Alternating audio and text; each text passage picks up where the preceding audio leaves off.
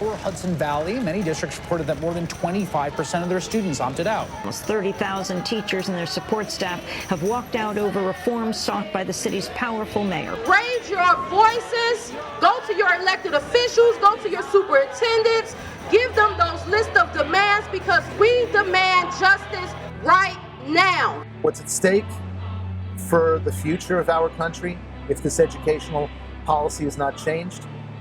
We are going to have the 99% working for the 1%. We are going to create an oligarchy in this country. We'll become more of a one-track, almost robotized nation. I just picture kids all being cued to say the same thing at the same time and losing their individuality. There's almost a full frontal attack on the teaching profession. We have the highest concentration of wealth in a small number of hands since the late 19th century. It corrupts everything, but especially education. Public education from kindergarten through high school pulls in more than $500 billion in taxpayer revenues every year. And crony capitalists and politicians alike are cashing in. Microsoft has a partnership with Pearson, who's the biggest publishing company in the world, who's creating the resources, the tests, the even grading of the tests.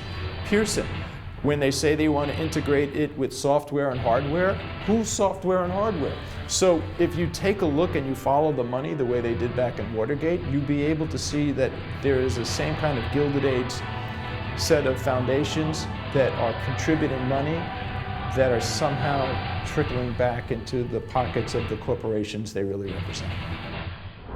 Data is going into no man's land. We take scores and scores of tests. We have preschoolers in Chicago that take 17 standardized tests a school year. 17! 1,700 elementary, middle, and high school students opted out of taking the Park test. There was 5 kids that I was with. They took the test? Yeah. Like almost the entire auditorium was filled with kids that didn't take it. Not a single junior showed up to take the Common Core Smarter Balance test this week. You develop your own lesson plans according to your standards that you set for each individual child in that class. Yeah! Evaluating teachers by test scores, which is one of the big principles of these corporate reformers, has been a disaster. If your job depends on how well these 20 kids do on a test, I mean, you're going to spend the better part of your job teaching those kids how to take that test and focusing on that test. And, you know, that doesn't promote any kind of real learning. It doesn't get the kids excited about school or about learning, and, you know, and it doesn't raise a generation of critical thinkers who are going to be the ones who solve the serious problems that this generation is going to leave for them. When schools and teachers are coerced into focusing on tests, then a lot of other things get cut out, and it has a really bad effect. That's what these corporate reformers want. They want a group of people who are test-taking drones. Do you think it's good for the students or bad for the students that teachers are guaranteed their jobs for life? First of all, teachers are not guaranteed their jobs for life. The way you ask that question, you act like that's a fact. Teachers have never been guaranteed their jobs for life. Teachers that are incompetent can always be fired. You've focused a lot of time and money, and one of the best lawyers in the country, on an issue like tenure, when many people say that budget cuts to schools and inadequate funding is really the reason why there's inequality. And because parents don't really know. Most people don't know about what tenure is, and it's really the right to free speech. It's really the right of due process, and it's really the ability to be able to do the kinds of things that we know teachers can do. And the courage to kind of stand up to some of those things. And it's tough, but you know, when you do stand, you're better off than if you just keep allowing things to happen. You know, I couldn't keep allowing the school to make me do things that I didn't want to do, so I left, you know, and people want you to stay in there, but if you're going to stay in there, then you got to be able to affect change in some way. So to, you know, find a way to stand up, voice your concerns, and let people know that you're the expert, you know what's going on, and what's happening is not right. Is there a solution to what's going on? Yes, but it's that things are going to get so bad that the parents are going to revolt the students are going to revolt, the teachers are going to revolt, which has happened with us in New York State. If we believe in a democracy, then we have to believe that public education is a cornerstone of that democracy. And what we're seeing happen is the democracy slowly being stripped away piece by piece. You don't make cookie cutter patterns for each student to fit in. It's for your labor force of the future. And when the parents realize that their kids are chess pieces to be played in an elaborate game by the richest and wealthiest people in America, they're going to get very angry. So if we can get parents and teachers on the same page, then we can all educate each other, collaborate with each other, and do what Americans have done through our history.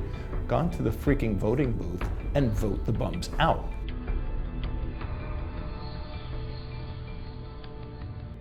There's nothing else I'd rather do. If you think I'm teaching for the money, I got into teaching.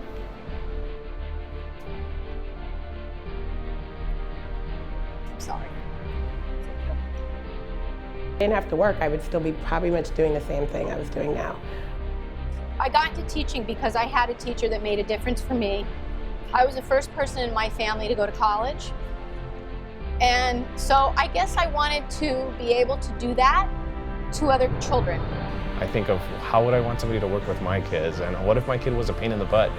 What would I want a teacher to do with them? Would I want that teacher to give up on them or figure out a way to work with them? And then that helps motivate me as a teacher. And I say I would never give up on a kid. I've always believed that education is the only aspect of our society that we really need to be intentional about. when a student comes up to me at graduation and says to me, "Thank you for being there when I needed somebody. Thank you for caring. Thank you for getting me interested in something that I walked into your class and said, I'm never going to like this." When that student comes up to me and does that, that means more to me than any paycheck. We are up against an enormous money machine. We really are. Between all of these people I've mentioned, the Waltons, the Broads, the Gates, all of them, Koch brothers, it's an enormous money machine. These billionaires don't send their children to public schools. These are policies for other people's children. So when you see something come up on a Kickstart, for example, and you see an independent filmmaker who's trying to get the truth out, we have to do that. We have, whether it's $1, $5, $10, $15, whatever, we have to be able to say, I'm okay with giving what I can because the truth is important to me. And the truth is not bought. Give what you can because that's the truth. Not what the 1%ers are putting out, but what is happening here. If you want America to keep the great public school system that made it such a great country, you're going to have to fight for it. And we need a film like this that tells the real story of what's going on. So support this film.